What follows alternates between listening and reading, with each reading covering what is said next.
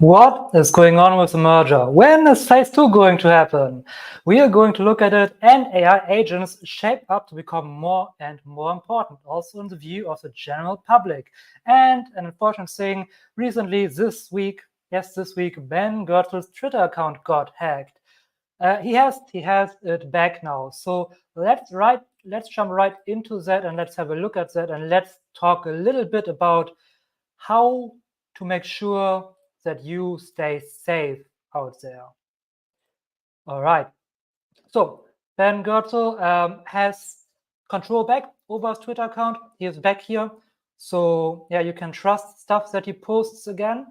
Not just he said that. Of course, if he would say that, that would be a little bit okay. But all the other sites said it as well. So SingularityNet posted, yes, it's back. ASI Alliance posted, yes, here's back control, and all the other sites. Also in the Telegram group and things like that. And that brings me to the first thing that you always want to check in order to stay safe out there. So what happened here is that on his Twitter account, when you go up here, he pinned a post that said something like, thank you for our community. Because you were so supportive, we are giving ASI AGIX tokens to everybody. Just follow this link, something like that. Now, first of all, you should always be cautious when you read anything like that. Always when you hear, oh, there's something for free, you should think, oh, I need to be cautious and careful here, okay? Always, right? And what would he do to confirm that this is not a scam, or if this is a scam? So first of all, comments on this post have been blocked. This is a very first red flag. How have they been blocked? Not just didn't just have been blocked, but there was also another comment from him under there that said something like, comments have been blocked, so no malicious links are posted for your safety or something, right? Which is ridiculous, because you know if you are around on Twitter or crypto Twitter, you know what the normal thing to do is, which is just to post, this is our last post, everything after that, be careful. This is what you post. So if there's a post with comments blocked, this is your first red flag. Be careful here, okay? Be careful here. Don't fall for it. If you're still unsure, the next thing you would do is you go over to any adjacent project. So you go to the ASI Alliance, you go to SingularityNet, you go to Ocean Protocol, you go to Fed AI, to their X accounts, you go to the website, or you go to their Discord channel, or to their Telegram communities, whatever it is, but you get another source to verify, because I guarantee you that not just Ben Goertzel will say, hey, here's an airdrop, right? So you definitely go over there and check. And then if you're still unsure, you just wait and see if something happens, right? If someone is talking about this, if you see anything that verifies this. And then the last thing you would do, you would copy the link and put it into a program like VirusTotal or something like that, and run it through there to see if everything is looking well over there. Yeah. These are a few things that you can do and should do. So I hope no one of you got scammed in there.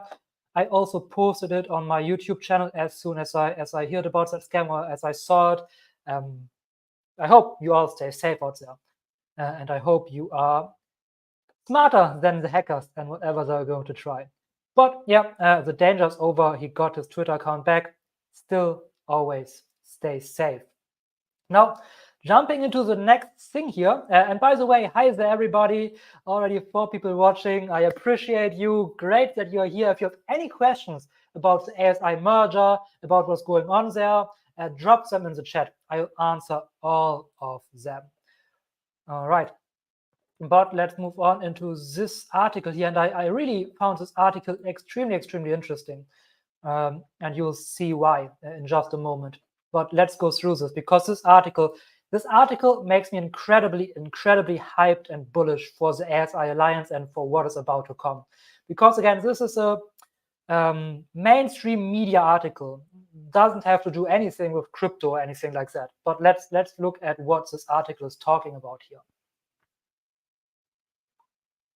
So what exactly is an AI agent, right? And if you know AI agents, this is basically Fetch AI. probably the OGs of AI agents. And the article here says, first of all, it tries to define AI agents. So let's go through that just a little bit. AI agents are supposed to be the next big thing in AI, but there isn't an exact definition of what they are. To this point, people can't agree on what exactly constitutes an AI agent. At its simplest, an AI agent is best described as AI-fueled software that does a series of jobs for you that a human customer service agent, HR person, or IT help desk employee might have done in the past. Okay, and now here, Google sees them. So Google sees AI agents as task-based assistants depending on the job. So only for a specific job. For Asana, an agent may act like an extra employee, taking care of assigned tasks like any good coworker. Sierra sees agents as customer experience tools, helping people to achieve actions that go well beyond the chatbots of yesteryear to help solve more complex sets of problems. I love this here, yesteryear. Okay. Agents are for helping complete tasks in an automated way with as little human interaction as possible. So an agent is basically an intelligent software system designed to perceive its environment, reason about it, make decisions, and take actions to achieve specific objectives autonomously. So I believe, in my opinion, this here sums up pretty good what an agent is. In very easy words, an agent is basically just a software tool, an AI tool that in a relatively automated way completes a task for you. Like a more complex task than just asking, hey, write me a summary, but a more complex task. So for example, book this holiday for me with this specifications, and then the agent goes out and completes these tasks. So basically a software system that completes a certain task for you. We could say this is an agent. Good. Now here, and this is quite interesting, MIT robotics pioneer Rodney Brooks pointed out in a recent TechCrunch interview that AI has to deal with much tougher problems than most technology, and it won't necessarily grow in the same rapid way as, say, chips under Moore's law have. So he believes AI will not grow as rapid as other technologies, which is interesting for our AI and AGI timelines. So let's get into that more in depth here. And now he talks about AI agents. When a human sees an AI system perform a task, they immediately generalize it to things that are similar and make an estimate of the competence of the AI system. And they are usually very over-optimistic. Right? Just because an AI system can complete a certain task or can answer you eloquently about a question, it doesn't mean it can do that generalized in many, many different areas. And this is the issue that I see with many, many people. With people who say, oh, LLMs are AGI for sure because they can answer all these things. But really, when you look at that, LLMs are still quite dumb in certain areas. So the problem is that crossing systems is hard. Getting software to access multiple systems while solving problems it may encounter along the way could prove more challenging than many think. And this sentence here it's incredibly interesting to me. So let's read through that again and think about that. So first of all, it says people are way too optimistic. These things are way too hard. And getting software to access multiple systems while solving problems it may encounter along the way could prove more challenging than many think. What is that? Getting software to access multiple systems to solve problems. What approach do we know that does exactly this, that is built with exactly this in mind? What approach do we know? Oh yes, OpenCog Hyperon. This is exactly what OpenCog Hyperon is designed to do. OpenCog Hyperon is designed to access multiple systems to solve problems. This is exactly what OpenCog Hyperon is designed to do. And he just mentions it and is completely unaware that OpenCog Hyperon even exists or is being worked on, because all he knows about, apparently, when he talks about this, are LLMs. Right? He doesn't even know about other AI approaches, or at least it seems like he isn't really aware of other AI approaches that are worked on in a big way. So yeah, he just randomly in this sentence describes exactly what OpenCog Hyperon is doing and is exactly being worked on for that. So first of all, he says, oh, this is so complicated and people think it's way too easy. Getting a system to do that is way, way harder than many people think. But he talks about LLMs here. OpenCog Hyperon is doing exactly that. So yes, this tells me, again, or makes me incredibly bullish and tells me that really the ASI Alliance really has a shot of getting or winning the AGI race and putting out a way more powerful system than OpenAI or Anthropic are doing. Now it gets even better than that. So let's continue here. If that's the case, everyone could be overestimating what AI agents should be able to do. The challenge is helping a machine handle contingencies in a truly automated way. And we are clearly not anywhere close to that yet. And again, he doesn't know, he just knows about LLMs probably, mostly. I think it's the next step, he said. It's where AI is operating independently and effectively at scale. So this is where humans set the guidelines, the guardrails, and apply multiple technologies to take the human out of the loop. This is going to require the creation of an AI agent infrastructure, a tech stack designed specifically for creating agents. Right? Isn't that incredible? Read that again. This is going to require the creation of an AI agent infrastructure, a tech stack designed specifically for creating agents. What company do we know which is doing that? Oh yes, Fetch AI. This is exactly what they have been building and working on for years now, right? He is again talking about Fetch AI without knowing that he's talking about Fetch AI and in a broader sense about the ASI Alliance. Because of course, when all of that gets connected, it gets even better and wilder. So again, this is so incredibly bullish for me because he probably doesn't even know about decentralized AI or crypto AI approaches. And what he is describing right over there in these sentences is exactly what decentralized AI is doing. So let's just sum that up again here. Very smart AI tech person, in general AI tech, is talking about the issues and shortcomings and what would need to be overcome in order to push AI to the next level. And while doing so, he completely oblivious describes exactly what the ASI Alliance currently doing and working on. Right? Isn't that amazing? This makes me so incredibly hyped for the ASI Alliance and for the future of that. So yeah, I really love this article and I found this is incredibly cool. So yeah, one other thing to keep in mind here is that it's probably going to take multiple models rather than a single LLM. OpenCog Hyperon again, to make agents work. And this makes sense if you think about these agents as a collection of different tasks.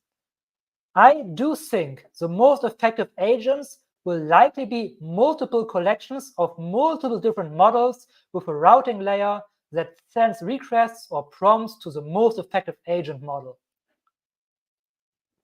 Again, this is one-to-one OpenCog Hyperon. It's also one-to-one bit tensor, by the way, because within these two ecosystems, you have multiple different AI approaches that all can communicate with one another, work together, and especially this asking question, and then it gets sent to the most effective AI tool for the task. This is exactly what OpenCog Hyperon and also bit tensor are specializing in or working on. So yeah, again, this article, perfect. This article is just perfect because it describes exactly what the ASI Alliance or what decentralized AI in general is doing and working on. So yeah, I really love this article and I needed to share it with you. All right, good. And now let's move on to a sip of water for me. All right, good. Then now let's move on to the merger, the token merger, and what is going on there. Because we had our last SingularityNet monthly update. Also, they talk about the token merger. And yeah, to say it already, so there was a 15th. I already got questions about this. Yes, the 15th is off the table. So the merger, the phase 2 of the merger will likely happen, well, every day now. Let's say every day now, at the end of July. But he now says what the issues are and talks a little bit more about the token merger and everything that's going on there. So let's listen to a few excerpts here. We're constantly working hard to make sure that we share as much information with as much detail as we possibly can. So I found this very interesting because here he also describes a problem that also many people see. He just said we are constantly working very hard to share as much information and details as we can. Now, of course, many people say, oh my God, their communication is horrible. Well, he describes now why that is and what also I've been saying and they have said for a long time. With the communities, it can be hard sometimes to do that because it's not always internal systems that are blocking those communications. There's a lot of big industry players that are taking part in one way or another with this token merger. And unfortunately, sometimes we're at the mercy of their required communication systems and styles, and it prevents us from saying everything we'd like to. As things progress, that will ease up, and we're ready and excited to be able to share more with people as the days and weeks and months pass. So yeah, as he just said, they are at the mercy of third parties and what they require for communication. They cannot just blurt out everything and say everything as much as they would like to. But this token merger is a huge project with many, many parties involved. So they cannot just communicate everything because other parties are involved as well, right? So that about the communication. And this is something they have said for quite a while now. So let's move on here with the next part. Right here, we're talking about phase 1 and phase 2 a little bit. Over the big first hurdle of phase 1, and we're working hard with all of the relevant parties to define a date for phase 2, which is when the FET token will become the new ASI token. So it just said they are working hard with all the relevant parties to forge a date for phase 2. So again, that tells me third parties are involved and there are issues with third parties, which is why phase 2 hasn't started yet, right? Because the technology, the merger contracts are ready. They are ready since quite a while. They've already talked about that. That time, people who have not yet merged their AGIX or Ocean will also be able to directly merge into the ASI token, and we'll also turn on cross-chain support for this merger and for the migration of the tokens. So you hear that, and this is another incredible great detail. So once phase 2 is out, there's cross-chain interoperability. So you cannot just merge your tokens from Ethereum. You can also merge your tokens from Cardano, from Binance, from Polygon, from whatever other chain they are on. So this is another great thing, that we don't need to wait longer for these chains. It was necessary to do it in these 2 phases to accommodate a lot of the third parties in the space that needed more time to prepare for a ticker change. A ticker change is a very big undertaking, especially across exchanges and the like. And we're working with all parties involved to get a date for that as soon as possible. And we'll share that when we can. And here again, third parties need more time and they are working hard to get a date and share it as soon as they can. Right? Another thing that I could think about or that I could imagine is that some exchanges just have their tokens not on Ethereum chain but on another chain. This is why also all chains will be cross-interoperable once the merger starts. So overall, this is, again, there's nothing that we are losing out on here. The rates are fixed. We are not missing out on anything. The bull run starts in about a year, maybe, right? So chill out over there, right? We have time. We don't need the merger to happen tomorrow. It can happen in 2 months and nothing would have changed. So stay calm, stay collected. All is good. All is going well. And all the people who are saying, oh God, this is so bullish and will repel investors and stuff, do you think it would be better if all the exchanges delist or cannot do anything or cannot properly swap all the exchanges because they don't have enough time to prepare for that? I don't think so, man. I don't think so. Good. But yeah, let's get into a few more interesting things that he says here. So right over here, let me see if I can find it. Yeah, there he talks a bit more about, yeah, let's get into that. ASI. And we're working hard to position ourselves to be able to challenge them, or at least offer a better alternative when these breakthroughs do inevitably happen in the coming year. So to challenge them, he's talking about big tech, right? They're positioning themselves to challenge big tech when the breakthroughs are coming in the coming years. Yes. We're not neglecting the more immediate concerns of productization of our current offerings.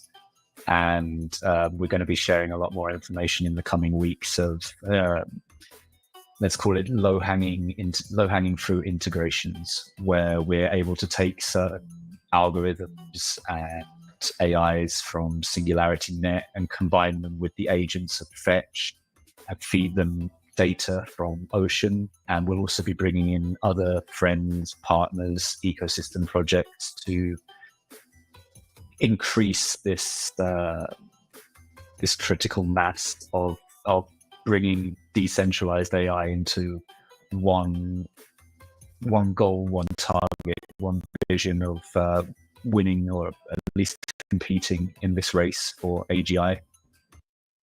So this is also incredibly amazing and very, very bullish for me. So he just said they are bringing all of that together and they're working on that. And he calls that the low-hanging fruit, right?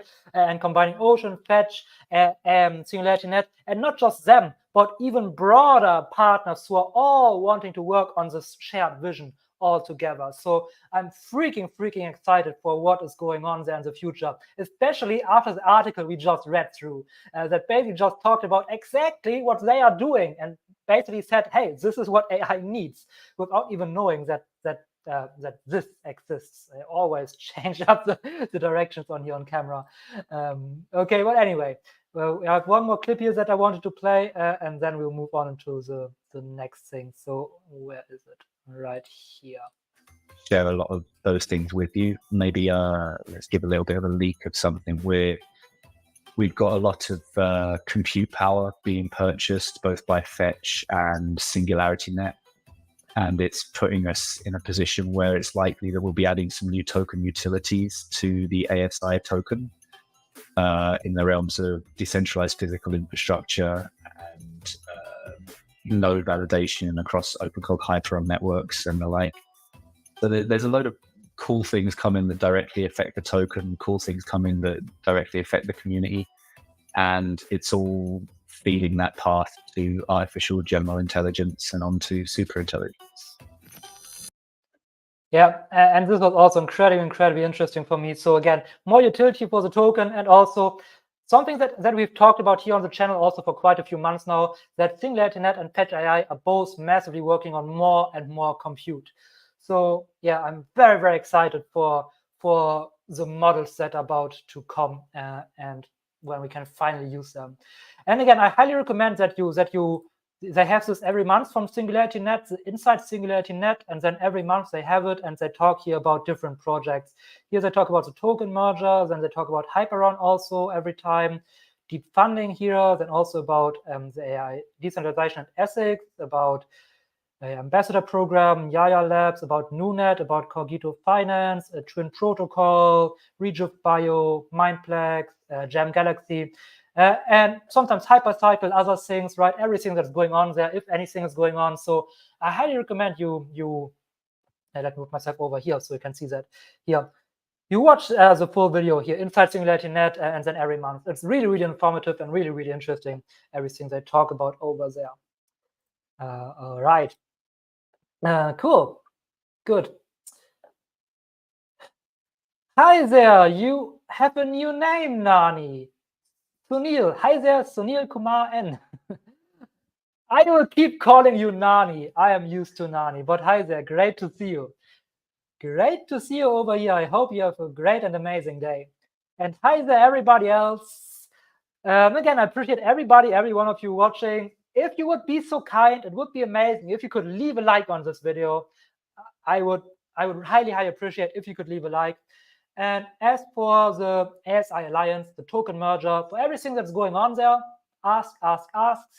Ask me in the comments, ask me in the chat. I'll try to answer every question to the best of my knowledge. Now, I have to tell you, this week, or last week rather, was a very, very slow news week. So I don't have that many more things to go through. There are still a few more, but not that many more. So this will probably a little bit of a shorter live stream this week. Or maybe you do a bit of fun stuff at the end. Ask me anything you want, right? Whatever. But for now, let's go into the article, and then let me get back to the chat and see if there are any questions or anything else after that. So let's look at this thing here. And just go through this. I believe most people watching my channel are probably aware of how all of this looks like, what the differences are, but it's still interesting to go through and to make us clear what the differences are. So let's go through this real briefly. Artificial intelligence, ANI, which is a term I hear for the first time, basically, which is artificial narrow intelligence, AGI and ASI. What do they mean? I love this picture here, by the way. This is a pretty cool picture. Obviously, AI generated, I would guess. So, three main types of artificial narrow intelligence, artificial general intelligence, and artificial superintelligence. So what is ANI? Designed to perform specific tasks with high precision and efficiency. John McCarthy once remarked, as soon as it works, no one calls it AI anymore, emphasizing the seamless integration of ANI into our daily lives and its often unnoticed presence due to its specialized nature. Virtual assistants like Siri and Alexa exemplify ANI systems by recognizing speech and executing commands. Yes, these you could call ANI systems. ANI powers recommendations algorithms on e-commerce platforms like Amazon and Netflix, which analyzes user behavior to provide personalized content and product suggestions. Yes, these are also ANI algorithms. The YouTube algorithm is an ANI algorithm also. Also, facial recognition systems used in security and surveillance. ANI is highly effective within its specific scope, so they are very, very narrow. It lacks the cognitive flexibility and adaptive learning abilities characteristic of human intelligence. Its inability to generalize beyond its program capabilities marks a significant limitation. Right? So the next step then, of course, is AGI, artificial general intelligence, emulate human cognitive abilities across a wide range of tasks. AGI systems have the potential to understand, learn, and apply knowledge in a manner similar to human beings, allowing them to adapt to new situations and solve problems in various domains. AGI does not have a universally accepted definition among researchers. And if you have watched my what actually is AGI video, you know that, and you know a few of the definitions. However, loosely speaking, AGI refers to AI systems that possess a reasonable degree of self-understanding and autonomous self-control, and have the ability to solve a variety of complex problems in a variety of contexts, and to learn to solve new problems that they didn't know about at the time of their creation. So if we look at what LLMs are basically a little bit between ANI and AGI. They're definitely more general and not as narrow as, for example, a recommendation algorithm. But they're definitely not at the level of AGI yet. So if anything, LLMs are a little bit more on the ANI side, so on the narrow side, but they are, a little bit in between. So somewhere around, just right under here. Good. Now moving on to ASI, artificial superintelligence, represents a theoretical leap where AI systems transcend human intelligence across all domains, including scientific innovation, artistic creativity, and social interaction. Imagine that. You can interact socially better with an AI system than with a human. I don't know what to think about that, man, but okay. The Artificial Superintelligence Alliance emphasizes the importance of ensuring that these systems act in humanity's best interests, advocating for robust ethical guidelines and fail-safes to harness this transformative potentials responsibly. ASI could significantly enhance human progress, particularly in areas such as healthcare, scientific research, and technology. Right? ASI, if ASI is achieved at one point, it will undoubtedly completely change everybody's lives in ways that we cannot even imagine or anticipate yet. Like completely. This will change everybody's lives in ways similar to how fire has changed everybody's lives, or the invention of the wheel, or the first use of electricity, right? Or even more so, right? Just imagine that you have ASI systems with an IQ and an EQ of beyond 1,000. You cannot even begin to comprehend what that would mean for humanity. So let's see how long it takes till we get there. I have to say, I am very, very doubtful that I will see an ASI system in my lifetime. AGI? Yes. Yes, I believe we'll have that. If you watch my AGI prediction timeline, you know I believe we'll have that in about 15 to 20 years. Many people believe it sooner. Look at my timeline, then you see my reasoning. But ASI, I would love it. I would love it, but I cannot believe that this will happen in my in my lifetime. But let's see, right? If it happens, I'll buy a beer for all of you. Okay. Good. Or Coke, or whatever you want. Whatever drink you want. Right? Good. Let's jump into this other article here from SingularityNet. So, and this is basically just a headline, but I found it interesting. SingularityNet Decentralized AI Platform Bi-Weekly Development Report. So yeah, obviously you all know that SingularityNet has this AI marketplace and that they're working on their decentralized AI platform where you as a customer can properly use and interact with everything. So our shared vision, a full-scale, modernized, decentralized AI platform. And what they have done now is they have optimized payments, improved the user interface, and extended the developer toolkit with improved documentation and new features. So we can go through these single things, but I really just wanted to read through the headline here to show you all, yes, progress is being done. Things are progressing in big strides, is going forward. And yeah, I am, again, incredibly excited for when all of this finally is ready for proper commercial use. And we can play around with these things on the live stream here. I'm really looking forward to that.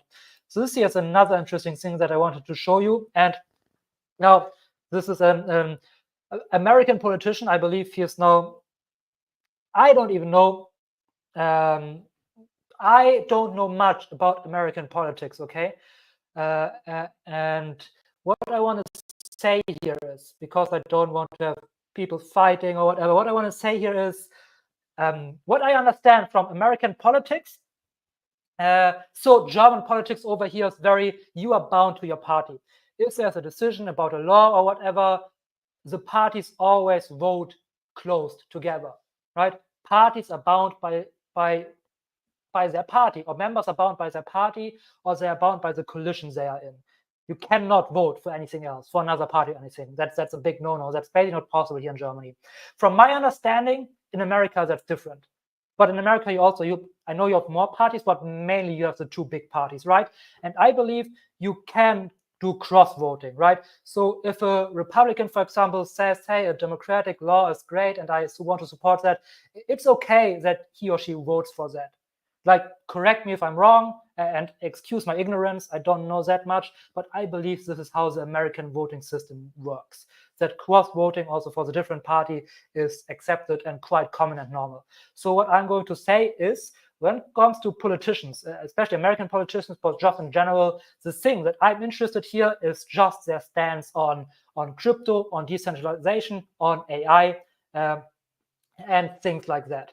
And if their stance agrees with my worldview and with what I believe, is important for us to do as a humanity as a whole, which is pushing forward decentralized AI development and not allowing centralized people to monopolize AI development, then this is a great statement, and I am all for that. So just I wanted to preface that, pre-frame that, so I don't have any political discussions here. Okay, it's really just about what he says here about AI development and nothing else. Very often CEOs, especially of larger technology companies that I think already have advantaged positions in AI, will come and talk about the terrible safety dangers of this new technology. And right, CEOs that already have a large position talk about the terrible dangers and how this is a safety issue, right? How Congress needs to jump up and regulate as quickly as possible. And again, so big CEOs of tech companies who are already in the game say, oh, we need to regulate this way, way more because it's a safety issue, right? And I can't help but worry that if we do something under duress from the current incumbents, it's going to be to the advantage of those incumbents and not to the advantage of the American consumer. And I love that statement, right? I have no idea about his political agendas or anything, but I can tell you that this is exactly what we need in politics and everywhere. These kind of thinking, right? That no, when there's a big tech company that has already a good position AI and tells us, hey, you need to regulate this, that's probably a little bit of fishy. And just what he said, we probably shouldn't do what they say, and I have doubts that this is for the best of the American citizen or for all citizens around the world. So yeah, we definitely need this in politics everywhere, no matter what party, no matter where. This is basically the essence of our freedom in the future if things go very, very badly. Yeah, but again, I have no idea about anything else about his politics or whatever there. So please spare me from any political discussions that go deeper. I mean, you can discuss with me. I'm always open for any discussion, right? If the discussion is done right, and this is the foundation of all the people I hope watching my channel, if the discussion is done right, we can talk about literally anything.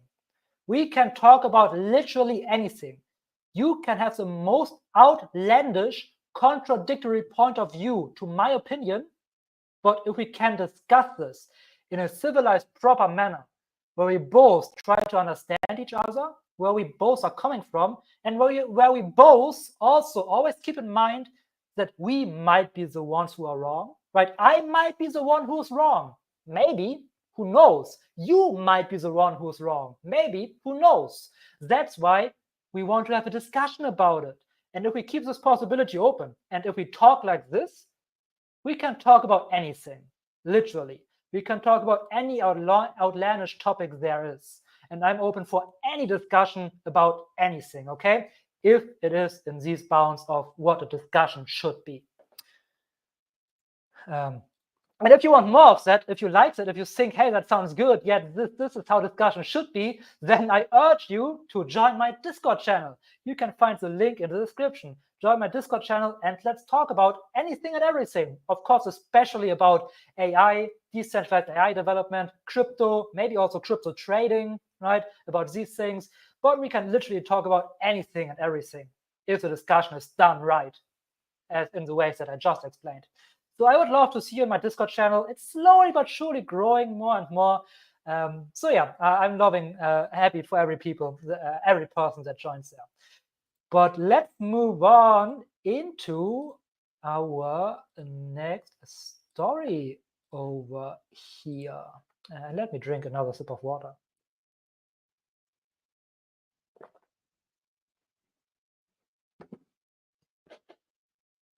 All right. So Meta researchers distill System 2 thinking into LLMs, improving performance on complex reasoning. Now, we'll talk about what System 1 and System 2 thinking means, but this is a little bit exciting, but we'll also get into after the article why it's not that exciting, right? It's really not that exciting because there are still issues with it that don't really, don't bring us that much further. But yeah, let's get into this. It's still pretty cool. So, and I think also you, if you're still watching, Nani, I think you also talked about this quite a while ago. And I think you sent me an article about this from an OpenAI employee. I think you have Excuse me if I'm wrong, but I think you have been that, Nani. You have sent me that. So yeah, let's go more deeper into that here. So system one thinking is fast, intuitive, and automatic. It is what we use when recognizing patterns, making quick judgments. For example, when you come in here and you hear my German accent and say, man, this sounds annoying, I cannot listen to this anymore, then you have made a quick judgment, right? This is system one thinking. Or understanding familiar symbols. For example, we use system one thinking to identify traffic signs, recognize faces, and associate basic symbols with their meanings. System two thinking, on the other hand, is slow, deliberate, and analytical. It requires conscious effort and is used for complex problem solving, such as manipulating abstract symbols, solving mathematical equations, or planning a trip. Or, for example, when we engage in the discussion, in the meaningful discussions that I just talked about, where we both try to understand each other, when we go deeper, when we both also, of course, we don't want to be wrong, but where we also have always the opportunity of, okay, I may be wrong, right? This requires a lot of effort. This requires a lot of conscious effort. This is system two thinking. System one thinking would be when you come into a discussion and you just blurt out your beliefs and what you think is right. You just make claim after claim after claim and say, hey, it's like this, it's like this, it's like that, without even arguing, and then you call the discussion. This is system one thinking, right? So this is the difference between system one and system two thinking. Okay. So LLMs are usually considered analogous to system one thinking. LLMs can be made to mimic system two thinking by prompting them to generate intermediate reasoning steps before providing their final answer. For example, chain of thought prompting, which is where you instruct the LLM to explain its reasoning process step by step.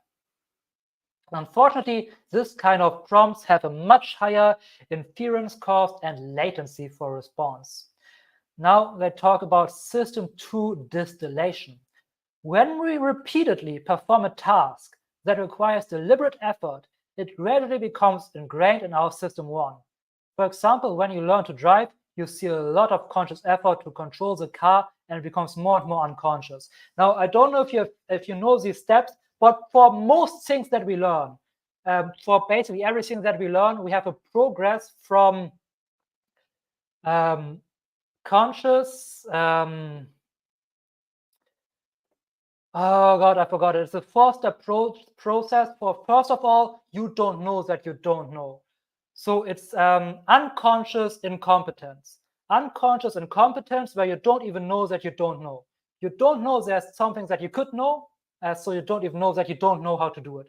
After that, we have conscious incompetence where you know that you don't know. So yes, you know there's something, for example, playing instrument, you know, oh yes, there's an instrument, but you cannot play it. Now you are conscious incompetent. You are aware of your incompetence. The step three is conscious competence, where you consciously know that you can play the instrument, or what they just said, they're driving a car. When you learn to drive a car, you consciously, it's a lot of conscious effort, but you can do it. So now you are consciously competent. And then the fourth step in this process is unconscious competence, where you don't need to think about it anymore, where you just can play the instrument. I make this because I play the harmonica. This is why I make this when I talk about instrument, or at least playing the harmonica is for me something between conscious incompetence and conscious competence. This is where I am. But yeah, this is then unconscious competence, where you just drive without thinking because you can just do it, or you just play without thinking. This is then unconscious competence. So this is what they're talking about here. And this is what they're trying to do with system two distillation. Get LLMs basically to unconscious competence. Researchers found a way to distill the knowledge gained from the model's own system two reasoning capabilities into its fast-paced and compute-efficient system one generation. So they've been prompting the LLM to solve a problem using system two prompting techniques. For example, chain of thought reasoning, describe your process. So the model is given the same prompt multiple times, and then its answers are then compared, and the one that shows up the most often is considered the correct answer and is chosen for the distillation data set. So you see what they are doing here. They are building a new distilled data set, right? They give it chain of thought prompts, then it goes through its reasoning steps and answers, and they do this multiple times. Then they have multiple answers, and they use the answer that comes up most often, and then they distill that in the new data set that they teach the LLM. And we talk about, this is of course cool, interesting, and makes things faster, but we'll also talk about why this is an issue and will not lead to AGI. So next, they discard the intermediate steps generated by System 2 reasoning and only keep the final answer. Finally, they fine-tune the model on the initial question and the answer. This allows the model to skip the reasoning steps and jump straight to the answer. So you see there are quite a lot of steps. It makes these things much faster and the model can do it better, but there are quite a lot of steps and there's quite a lot of fine-tuning involved. So results show that System 2 distillation can significantly improve the performance of LLMs on complex reasoning tasks, often matching or exceeding the accuracy of the original System 2 methods. In many cases, it is possible to distill the System 2 reasoning into the outputs of the LLM without intermediate generations while maintaining or sometimes even improving performance. And this is freaking cool and it's amazing. But yeah, we'll get into that in a moment. LLMs can't distill all types of reasoning skills, so this is an issue, into their fast-paced inference mechanisms. For example, they were unable to successfully distill complex math reasoning tasks that require chain of thought prompting. So with math, it doesn't work. And then here, how distillation affects a model's broader performance on tasks that were not included in the distillation training data set is not yet known. And this is the whole issue that we want to talk about here, especially when it comes to maybe AGI systems in the future. What they're doing here is they're taking something, a specific task, a specific problem, and they are fine-tuning it. And that's an issue. Because if you want a truly AGI system, the AGI system needs to be able to do that by itself. The LLM needs to be fine-tuned for every new question, for every new problem. It needs to be fine-tuned for that. And then it can do System 2 thinking after it has been fine-tuned for System 2 thinking. And a truly AGI system needs to do this by itself. Right? It cannot be fine-tuned for every new problem that occurs. It makes no sense. Right? So this will not lead to AGI. It will make these models better and faster and more cost efficient, but it will not lead to AGI. Alrighty.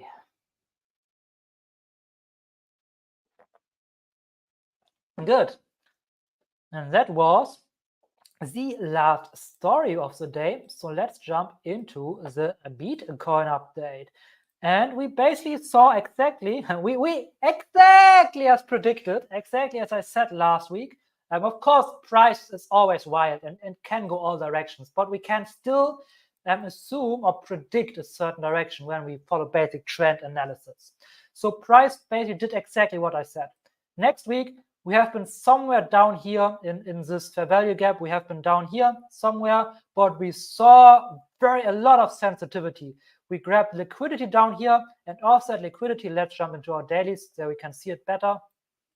Offset, where am I going? Here am I going. Offset liquidity down here. We saw huge sensitivity. So the liquidity that we grabbed, and liquidity basically means stop losses. People had stop losses down here all over the place because they were playing this here as a giant bull flag, right? A bull flag breakout. Their stop losses are down here. So yeah, price came, dipped into it, raided the stop losses, liquidated all the people. We saw huge sensitivity right here. And yeah, I said by then we had still a red candle. So I know my candles are blue and not red because I like it better that way. But yeah, last week this candle was still red. And I said, hey, we'll probably see a huge bullish expansion now, because we dropped into a huge pool of liquidity, and this is exactly what happens. The candle shot up quite a bit, and it's now a green candle. So yeah, let me say, exactly as predicted. I always wanted to say that. Okay, but yeah, of course I can also be wrong, but it was just high probability that this happens. High probability doesn't mean it's guaranteed, but it looked very likely. Good. So in our monthly time frame, same things are true that I said last time, basically. As long as this swing low down here at, actually let's look at the candle low at 53,458.05. As long as we respect this swing low, I am bullish. If we break that, we'll probably go down here further, maybe even take this swing low all the way here at 38,000 if we break this. If we break this, the same thing will happen as last time. We broke this, so we grab liquidity. If we break this, we will grab liquidity. If we grab the liquidity here in the weekly, or if we go even further and grab the liquidity down here, remains to be seen. But if we break this here, we will definitely grab liquidity further down here. So then I'll definitely turn bearish. For now, I believe that we'll still run out the highs up here somewhere, because we just saw a huge liquidity grab, and after that it just makes sense that the candle runs even higher. Now it still run pretty high. I mean, if you jump into a trade down here, or maybe you catch it somewhere here, and you hold it all the way up, and maybe you didn't jump out at the top, but somewhere around here, that's a freaking 17%, man. That's freaking amazing. If you trade this with leverage, and I traded this with leverage, and I trade with 200x leverage. Now my positions are pretty small, right? The positions I jump in are pretty small, so I can add in case we go down further. But still, this is a huge trade. And of course, I didn't hold the whole trade this up here, right? I got out of the trade along the way. When we hit pools of liquidity along the way, I got out, right? I still hold a minor portion of it. A runner, I always do a runner, but yeah, it was just a great trade. And by the way, if you jump into my Discord, we can talk further about trading these kind of things if you're interested in this. Yeah, so if we jump below this here, I am bearish, but until this, if this doesn't happen, I remain bullish. And I still believe we'll probably range out in here a little bit like this. But yeah, I don't think I don't want to say I don't think, but I think for now we'll probably reach range out in here. First of all, bullishly, and then range out a little bit. Good. But yeah, let's jump into our weekly. So not much else to see here as well. All we see is that we also have a very prominent swing low on the weekly. Yeah, we jump up here again. I believe we'll probably take this pool of liquidity up here, this green box. Good. Yeah, you don't necessarily, like, one thing I'm concerned about, and let's jump into our lower time frames here. Well, not necessarily concerned, but you can see the green lines are getting more and more. And what are my green lines? My green lines are pools of liquidity. Where do we have stop losses? And this low here left basically a triple bottom. If we jump into our 5 minute, I think we can see it very beautifully, or even better. Yeah, so here you see almost even a quadruple bottom. So here we have a low, there we have a low, there we have a low. We have left a triple bottom down here. What does that mean? Well, a double bottom or triple bottom is a bullish pattern. So traders go long out of this triple bottom. And where are their stop losses? Well, right under here. What does that mean? It means we have liquidity down here. What does Bitcoin do? Bitcoin runs out liquidity. I don't think we'll go down there immediately. I still think we'll go up here into one of these, probably the higher pool, maybe the lower pool of liquidity up here. But this is why I believe we will not freak out right away and go crazy. And I believe this will happen when the bull run starts, which is probably in another year. But yeah, I could see us go up here, and then obviously not in a straight line, but in a, pattern like this. But in a downward trend, go back down here and take this triple bottom down here. But yeah, if you just look at it, it just plays out right here. This is a trade I took today. This is the trade I took today. If you see here, price left a double bottom. Here, bottom, double bottom. So what do traders do? They go long out of this double bottom. And yes, they win here. This is a, right? This is a 2.4% trade. The issue is though, just that many traders, they don't pay themselves. They don't exit their trades. They believe it's going higher, it's never coming back down, I stay in this trade forever, right? And this is why we have stop losses down here. What happens? The price comes back down and takes liquidity right into their stop losses, liquidates them. And this is what I do. This is how I trade. I counter trade this. So I jump right in here, right? Liquidity taken. This is my signal. I jump in here with a small position because as you see here, we have another double bottom. So here's also liquidity. This means we might go lower. So I jump in with a small position. And if we go lower, I add to my position. I add to my position and I continue adding on the way down. But most of the time, we get a reaction from here. So we already had yes. So I trade with 200 leverage, right? So that means when I have a 0.5% price movement, I have 100% win, and this is where I take my first profit. So this trade, I have not looked into my trade, so maybe I have lost it again already. But yeah, this is where I theoretically take my profit, and I had a winning trade. Right? It's not a lot that I need. And again, if you want to learn about this, you can jump into my Discord, or I highly, highly, highly recommend, I tell this every time, that you join Crypto Lifers 99 trading group, or you go to Crypto Lifers live stream, because everything I do, I learn, continue to learn, and have learned over there. Another thing that you notice is it also left a double top. What is a double top? Well, it's a bearish pattern. So traders are going short from here. Exact same as with a double bottom. So this is where I would take a huge, I already pay myself 100%. The next time I will pay myself is up here, right? Because here is maybe liquidity as well. And another huge portion I would take up here. And up here, I probably also would take a short, right? Because again, once we liquidate, it might freak out. A short, I don't add when I have a short, I just lose my trades then, that's it, because yeah, we can talk about this another time, but yeah, likely we'll get a reaction from here to the downside. So what I'm doing is I'm holding my trade from the liquidated longs up here, up to this, then we liquidate shorts, and I hold my trade for the shorts till, yeah, whatever next pattern I see down there. So yeah, this is again how I trade in the smaller time frames, just in case this is interesting for you. And overall, what I can tell you is, for me, it looks very, very bullish. I believe we'll take higher liquidity here, and I remain bullish until we take this low here. When we take this, we will go down even lower. But until then, we will continue probably going up here and then continue to range out in this range. All right. And that's my Bitcoin update for the day. Thank you so much, everybody, for watching, for spending your time with me. I highly appreciate all of you, every single one. I love you that you are in my community. Highly, highly appreciate it. Don't forget to hit the like button on your way out.